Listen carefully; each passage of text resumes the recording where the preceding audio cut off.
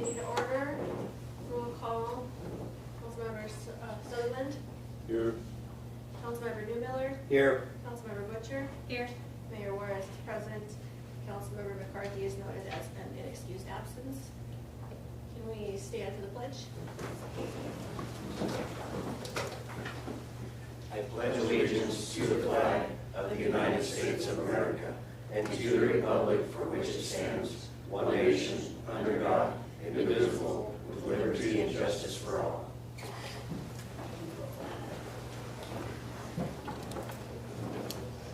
I have a motion to approve the consent agenda? I move that we approve the consent agenda. Second. That is council vote. Aye. Aye. Aye. Aye. Motion passes. So we're going to go into open discussion. And if you have any documents that you would like to share with council, please hand them to the clerk right there. When you approach the lectern, please state your name for the record. And we do have a 5-minute time limit for those who wish to speak in public comment. At this point, do we have anyone who wishes to approach the council to speak in open discussion? Good afternoon, ladies and gentlemen of the council. We're from CWCC. We are actually part of our mobile crisis team, and we're just kind of going around and notifying each of the cities near us about what we do. We're a mental health dispatch. State your name, please. Oh, sorry, Jesse Hodges. And Rachel Pryor. There we go. We're like a mental health dispatch, kind of a second responders. Fire, police, EMS, they can dispatch us to any call that they feel like is necessary or mental health related, so that we can save them a little bit of money and probably get involved in something like that. And we also will be connecting folks to needed resources in the community and can take over calls where appropriate as well, just to like safety plan with clients, help de-escalate further and take some of that weight off of the city. We work directly with CWCC, but we're hoping to get more involved in each of the cities, Casper, Mills, and Evanston, and kind of meet with your police chief, your fire chief, and kind of go from there. But we just wanted to come here and give you guys a rundown on what we're doing. So. Did you bring any like packets or pamphlets or anything? I don't have any of those. I do have some business cards. Ideally, we would like to set up a meeting so that we can discuss things further. That would be great. We actually have our interim chief here, so if you guys would like to chat with her, she's here, so we would love for you guys to have a conversation too. Yes, you are correct, that does, literally taxes our resources, a lot of those calls too, so. And, you know, we're there for emergencies, not that that is an emergency, but sometimes we're not qualified for some of those calls. I appreciate it. Well, thank you. Thank you. Thank you. Thank you. I don't know if your mics are on.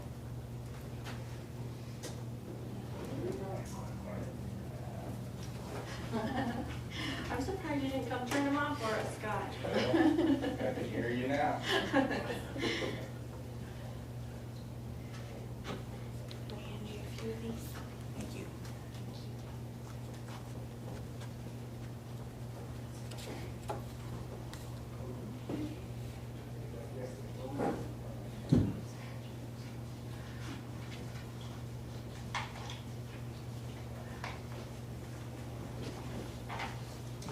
Hello everybody, my name is Jim Hollander, 6th Avenue, Mountain View. Come here with a couple of things. I was wondering if you guys would open up that area across the road so we could throw in a picnic table or two and use the river once in a while back there, do a little fishing or whatever. Just a thought. But the main thing is I'm having a lot of problems with Blue Peak. I don't like to get threatened by they said they'll call the sheriff on me if I keep them on. But I've been down to the county, GIS, and they told me there was no overhead easement on my property. Now, Brad, you can answer this if anybody can. Can I give you this? If you want to hand it to the clerk, thank you. Okay. The property is with the 2 X's on it. Okay, I own all that from 300 to 248 on that. Now he's using a map, original from 1923 to figure out where everything goes. He said there's 16 possible connections from my point. There is nowhere near that. But they've already gone through, the cable company's passed that. Now, here's the thing about that property is that one side of it had power brought up from one side of the block, stopped 40, 50 years ago. There was nothing anywhere near that. The next thing is that Zam Matheson bought that property. I bought that acreage from Zam and from another estate, and they put 3 poles on it and it stopped right there. Now there's a span right here, and that property has never had anything on it. And I was told that there is no easement, overhead easement, because there's no power lines over there. And everybody says, oh, I'm going on the power company easement. There's no, what's your version of it? Well, first of all, you'd have to look at the plat and see if there's an easement running around there. A lot of the times, they did have some, but they were around the exterior of that, so there wouldn't be anything going through. I'd have to look at some easements and stuff, but that's about the best I can tell you. I mean, it would be, if there was an easement from the original plat, that would typically be around the outside of it in a subdivision like this. Where am I gonna look this up at? PPL, What was your address again? 300 First Avenue, North First Avenue. You could look at the plat there and that would tell you. I own 6 lots, so I have all those addresses. Okay, this is the first one. Because that area there was a little bit tricky. Some of those lots actually had easements. There was a 5-foot easement on some of those. Others had none. So it was really hit or miss in this area for what they did in that town. Yeah, when ZAM came in, PPL, it's a 10-foot easement, 5 feet on each property line. I had it surveyed 3 years ago. It goes right down. The pins are all in place. And so I know where the property is, and they're allowed 5 feet this way, 5 feet that way. Right. There's also 6-inch gas line main through the whole thing. It turns 90 degrees and feeds everything over in this direction. He's claiming he has an easement no matter what. I'm claiming no. But he forced his way across it. He has cable that are doing nothing but messing up. And I'm just kind of tired of them running across that when I'm saying, no, you do not have easements across here. So it's a property rights thing, and how far I guess I want to take it. As a council, being that this is a municipality, could you not get a third-party inspector in on this to work with the? As a council, this is a property matter, therefore we wouldn't be able to really take that up in a lot of cases. What's Blue Peak's position here? Are they a contractor? Is it Blue Peak or Visionary that you're having the issue with? Blue Peak, All over their trucks and Nettles. everything? No, I already had a big talk with them, like I said. Okay. And I finally said, well, go ahead and put it in, I'm not hooking up to you. And so I don't know what's gonna happen in 30 years, the phone company's gone. I have no phone service, it's been disconnected. Shocked. Yeah, You know, as a town, we need something in the area, but not like this. so something you could look into, you could get a title commitment with the title agency. They would be able to look it up. They'd find any easements on that property. They could give you all the I can go to documentation. a title company. Yep. All right. And that's probably the easiest way to try and figure out what you've got and see if you have any legal ground to go against. Jim, if you give me a call on that at the office, I can probably point you in the right direction for a title commitment and the type that it would be. That would be nice, because they're just giving me a big headache. Just go ahead and call me and I can give you a hand with that. Because like I said, there could be stuff all over the place. It could be on the original plat or anything that had happened. Yeah, I was hoping the previous. town could get a hold of the, there are the other people complaining about it, especially underground. The undergrounds are ripping everything apart, but mine's all installed, and I'm just not gonna use Blue Peak, or Blue Peak said they're selling this whole install to somebody else. Oops, I'm sorry. I have my back, and then I shall adjourn. Thank you for your time, folks. I Thank you, appreciate Jim. it. You guys have a great week. You too.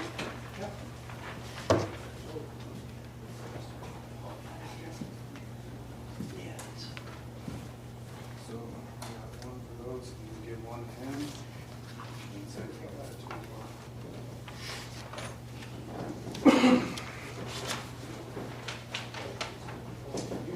All right, so my name is Jeremy Brown, 615 Toll Street in Evansville, Wyoming. One of the main reasons that I've come to this council meeting tonight is I kind of have an issue with my First Amendment rights kind of being trampled and stopped. The mayor has her mayor page, and she decided to block me, erase all my comments, and I cannot comment on the public forum no longer. And I come here tonight to ask if she would unblock me because, like I said, my First Amendment rights are being trampled on. It's not her personal page. Clearly, from everything that I've said or I've shown you in these packets, has nothing to do with like her personal life. It's everything on like that has to do with the city of Mills, and I would like to participate in it. And if not, then I guess I'll just seek other ramifications for that. I don't know if you guys have any words for that.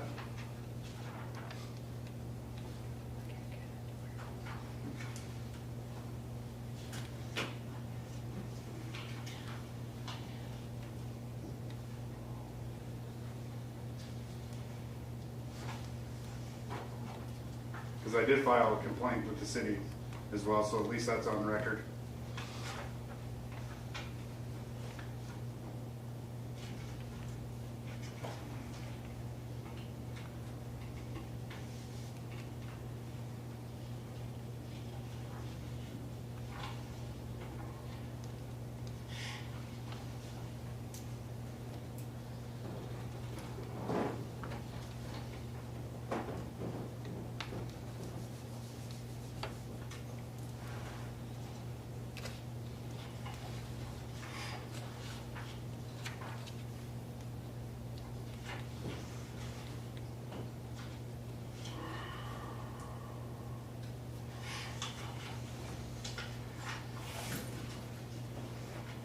So, sir, you filed a complaint, we've got that, I think that's dated today, if this is correct?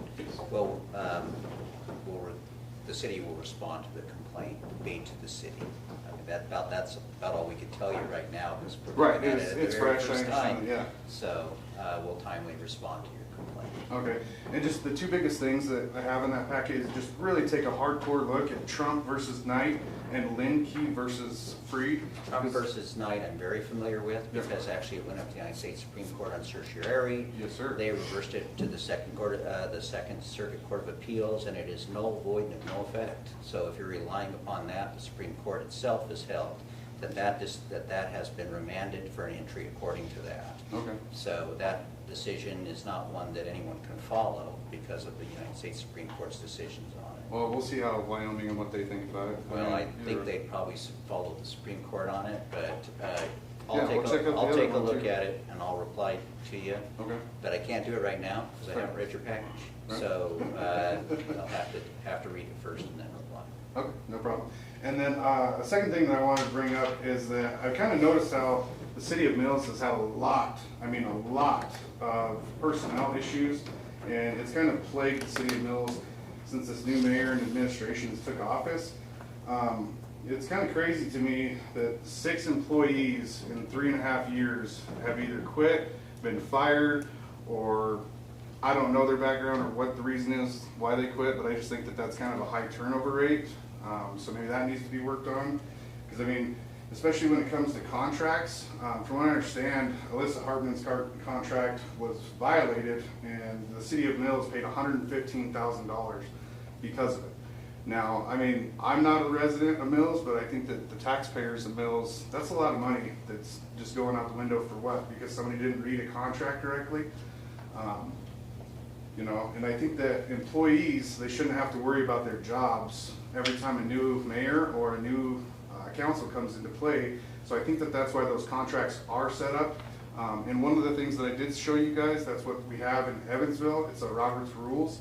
So that way somebody can't just come in and start cleaning house and getting rid of all the employees. So maybe you guys should look at that, and I would advise it, I guess. So that way you don't have any more lawsuits or expenditures. So Are you under the impression that I've fired employees? yeah, I read the deposition from it, so Okay. I've seen. To date, I have fired 0 employees in You the sure? city of Mills. I'm fairly confident on that. Okay. And as far as the rest of that goes, I think I'll have the attorney clarify the difference between a town, which you're referring to as Evansville, and a first-class city, which is Mills. So, Mr. Holster, if you want to define the differences there. So actually, it doesn't have anything to do with Robert's Rules of Order whatsoever. Evansville is classified as a town under Wyoming's law. Mills is classified as a city under Wyoming's law. One of the two differences between the two is that under Wyoming's law, when a town fires a department head, now it wouldn't apply to every employee, but a department head, the town council must ratify the termination. But under Wyoming's law, when it's in a city, a mayor can actually fire a department head without the council's ratification. So it's one of the significant differences between the two. Okay. Now, Evansville may have modified its provisions as a municipal ordinance. I don't know. They have the ability to do so because the state statutes themselves say that with these provisions, the municipalities can modify them. Actually, Mills has modified it substantially. So it actually provides protections for department heads when within a year of a new mayor coming in. So that's there. Mills also provides for hearings of terminated employees. Evansville might. I'm not certain because I haven't looked at their ordinances, but anyway, that's the general situation in regards to towns and cities, and at least what Mills has done. Okay. It's employees. Right. Okay. No, that's great. I guess the last thing that I would have to say is, you know, I think it's extremely disrespectful when you don't ever look at people when they're speaking. And if you would actually look at people while they talk, it would mean a lot more instead of just looking down at your computer. And that's all I got.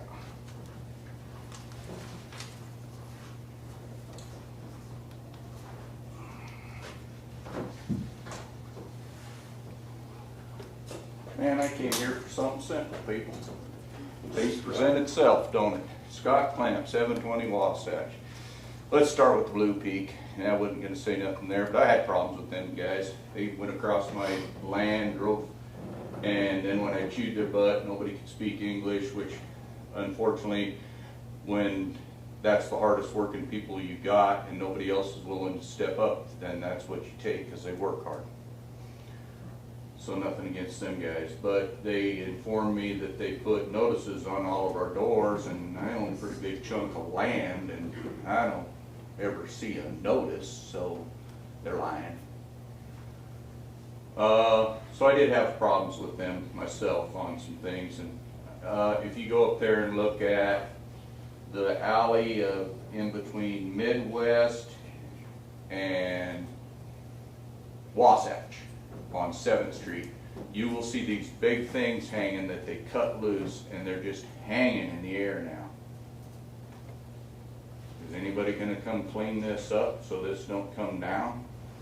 And I drove around town and I see these things hanging in a few other places, so they need to tidy up their work and finish some of their stuff. We'll get to the thing I wanted to come at the very end, but back to the employees that were fired and stuff, and you correct me if I'm wrong, difference between cities and towns. When all this was done, when these people were let go or quit or whatever the case may be. Can I interject for 1 second? You said the alley of what? Wasatch? Wasatch, in between Wasatch and Midwest on 7th Street is where you'll see the first one. And you drive around, you'll see these big, I don't know what these big black boxes are dangling. They're cut loose. They're what? Junction box. The junction boxes, okay. They look sort of dangerous dangling like that, so they need to tidy up what they did. There's several of them. So Are they intending to to connect into them later, is that maybe why they're? I think they're just getting rid of some old service of somebody else's and they didn't ever, you know, and I argued with them because they came over and when they put the pressure and pulled the poles at my place, the one on 309 7th Street, you could see the pole start bending. Now, this particular pole,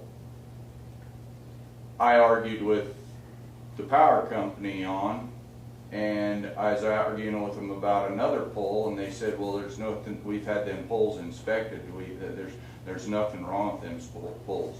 I said, you had a guy come out and drill holes through them poles, and then they hit them with a hammer and stuff, and then they plug them. Yeah, that pole's fine.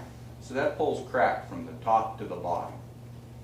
I said, I don't think it's safe. And I said, so what's that pole over there? He says, that pole's been inspected too. I says, really? You want to go over there, dude? He goes, why? I says, see them 3 ratchet straps? I says, I take them ratchet straps down that I stuck there. That pole comes to the ground. And he goes, huh? I loosened a couple straps and went like this. It was busted off at ground level. I said, you need to fire your inspectors, man. Because these people ain't worth being on the payroll. But anyway, so back to the people that were let go. I believe, unless I'm wrong, when this all did happen, we were still a town. You're wrong. Am I wrong? Yeah. Okay, I've been wrong a lot of times in my life, so that's fine. But let's get to the big thing that I'm here. What about the fire hydrant in my driveway, people? Come on, man. There's been grants over the years. There's people that spent grants to fix it. I've been told that you got a grant now to go clear up Pindell, and we're hoping that you're going to get clear up there at least that far to where you can address that. And then when we address that, we're going to fix a sewer line of mine while you got the hole dug, because it makes more sense to do it. And I think that's the least that can be done, and I'm going to pay to fix that sewer line when the hole's open. But, you know, I have a hard time thinking that my sewer line that was put in 1955, 54, and then all of a sudden there's a curb and gutter on my sewer line, that my property line is in the middle of Pindell. And I know that. You can look at it, drive by. I've told you to look at it several times. You look and you see down there at Benton Street how it gets a lane narrower. That was all done illegally. And that's why when Allen Inspection was trying to put in their building over there, they couldn't find any survey stakes, but they found some over on my properties. I said, them survey stakes, they ain't worth the guy that pounded them in. He goes, well, we can't find any on the other side of Pindell. I says, start looking up along that fence. They looked along the fence and found the survey stakes. Said, there you go. So all that weeds and everything on Pindell on that side, you know what, people, them are your weeds. Because that curb and gutter is supposed to be along that fence. So technically, if you can keep getting Gases Plus and Ferguson and stuff to take care of them weeds, you're pulling a pretty good snowball there, because that ain't where the property is. And you know, a little kid that pushed his motorcycle across that when it's dirt road sort of knows what was going on there. But I would really appreciate if there is a grant that's going to fix Pindell, that we address the Wasatch water, the plug, that I would really hate to see in a fire somebody hook onto that and that be in a low volume and not be the one that, obviously the maintenance department knows which one's right, because they hook the street machine up to the one across the street all the time. And then there is another one across the street that I think I looked it up, and maybe it's a 49. The one I'm talking about getting rid of is 1963. So we're working with our federal group to now get this drawdown. So we have the phase 1, and it'll be Pindell, Northwestern, Johnson, Morgan, and Wyoming Boulevard areas. The project total is $1.2 million, and we are just about this close to going out to bid. So how far do you think you're gonna go up Pendle from First Street? Where's Mike when you need him? He's hiding. He would have that answer for you. Cause Matt Well, really Casey is. said he's hoping they get to Wasatch. I hope so too. It'd be just beautiful if you'd make it clear to Wyoming Boulevard, but I think that's probably a dream. Cause Yeah, well, it's the- awful expensive to do infrastructure. The project 3 years ago was quoted at 5 million, so that's why we're doing it in phases. So hopefully, we'll see. I can't make any promises, but that's the first area we're going at right now. Yeah. So we're about to go out to bid for it. Okay, Yeah, well, hopefully. this should have never landed on you guys, cause there was grants to take care of that clear back with Joe. So shame on all the people that before promised me that they're gonna take care of this headache. But you know what? Damn near 30 years of asking for this.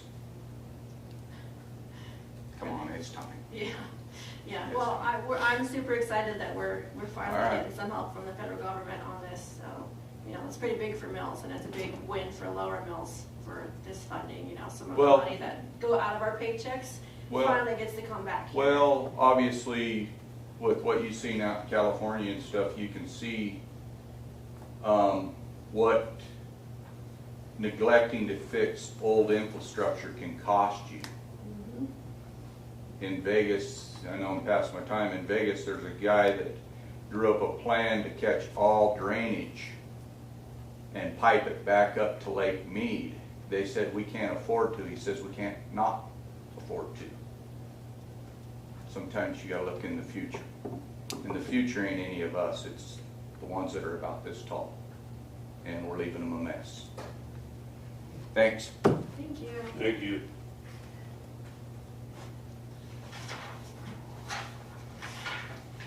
Can I speak again? Yes, of course. Everybody else has spoken. I believe anybody else would like to speak?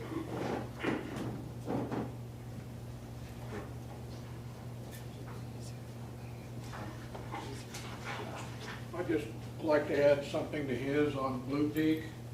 Jim Hollander, First Avenue, Mountain View. 25 years ago, I went to a school by AT&T, and I am a certified, qualified fiber optics terminator and installer. I also installed the complete fiber system at coal mine at Rochelle, North Antelope, many years ago. So anyway, the boxes he's talking about are not only the junction boxes that they put up there, but what they're doing is they're taking the A point, which belonged to the cable company, and they're lowering it down a foot. That's why I got these swells in my lines going on. This is why I want an inspector to look at their work. This is why the cable company, you're gonna hear a lot, see this stuff, because there's just boxes just hanging down all over. Right behind the Six Brothers company, there's one over on Highway Street, Buick, that I can see from the house. And I'm sure there's a lot of others if you go look. It's just bad workmanship. And if they go down the poles, they're gonna use PVC, and I already talked to them about their installs. PVC is gonna warp, it's gonna crack, it just is not made for outside insulation. It's poor insulation all the way across. That's why I said, maybe we get an inspector in there and get these guys under wraps. This is bad. Thank you very much for your time. Appreciate it. Thank you. Thank you. When you were speaking earlier, I was trying to pull up the GIS mapping, and it was frozen, so I couldn't see your boundary lines or the easements. I'm sorry about that. Well, But- back here, a quarter mine's out in the middle of Highway Street. But that's the way it goes. Yeah. I'm Scott paying can talk taxes about on that. it. He's Yeah. paying taxes on it. We're okay. Yeah, I asked Kevin for a little humor, right? Kevin that came up and said, hey, you need to get that cedar fence tore down, it's too tall on that side. I said, that's the side of my property, that's not the front. I had that rezoned to 725. Then I came down here a little later and I said, I'm here to get that permit. He says, thanks a lot for taking care of that, Scott. I says, don't thank me too fast. I said, I want a permit, I'm putting this fence up in the middle of Pendle. You're gonna pay me to go through my straight at home news or whatever it is. Well, we'll have someone go out on it from Public Works and check out those lines, and we'll see what we can do about getting this looking more professional at the very least. We'll just reach out to the company and see. And then again, we'll have the attorney look into your property, Mr. Hollander, to see if, in fact, they were violating your trespassing, because I'm a big proponent on property rights as well, and, we've had some frustrations with them and the work that they've done, and it's cost the taxpayers and bills a little bit of money, so we'll definitely hold them accountable. Is there anyone else wishing to speak in open discussion? Seeing no others, I'm going to go ahead and go into approvals. Catering permit by You Lakers for item number 10. Looks like August 29th. Do I have a motion? I move that the council approve the catering permit for Bayou Liquors. Second. For the Struck Block Party. How does the council vote? Aye. Aye. Aye. Aye. Motion passes. Catering permit by You Lakers, movie in the park. I move that the council approve the catering permit for the Bayou Liquors movie in the park. Second. How does council Can vote? we talk about that one? Yeah. I noticed on the application there was no end time. On the other one, we had an end time, it was 5 PM. This one Yeah. here just starts at 8 and there's no end, so in order to approve it, we almost need an end time on that, so we know when it's done. When, it just depends on when you wanted us to stop Yeah. serving alcohol for the, I think, the max was the length of the movie, and we'd have to go research what that is. okay. I'm sure a Google search would tell us that, but I think in years past, just like the food trucks, when it dies down, Yeah. pack it up. We And we're usually still do. there watching the movie, good, 30, 40 minutes afterwards. Could we get so. an end time, rough end time, say 10:30, 11 o'clock, I mean, something like that. Yeah, just- we can say Just so 11. we have something that it's, Yeah, we can we've put, got an end time on it. You might want to make the end time for the alcohol a little bit in advance of the end of the movie. I just want an end time. Or not. Or 2 AM, I mean, okay. we can serve till 2:30, right? We can say 11, that gives us enough time to, close things down, and if it comes down to where it dies down early, we can shut down early, but then we have a tentative time, Yeah, That's it. if that works would for work. you. yeah. Cool, Thank you. Appreciate you guys doing that as well. absolutely. All right, how does council vote? Aye. Aye. Aye. Aye. Motion passes. Do I have a motion to adjourn? I move that we adjourn. Second. How does council vote? Aye. Aye. Aye. Aye. Motion passes.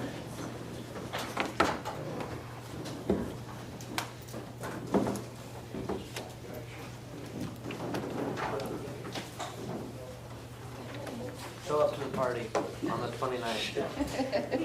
Yes. Looking forward to it. Thank you. Appreciate all you do.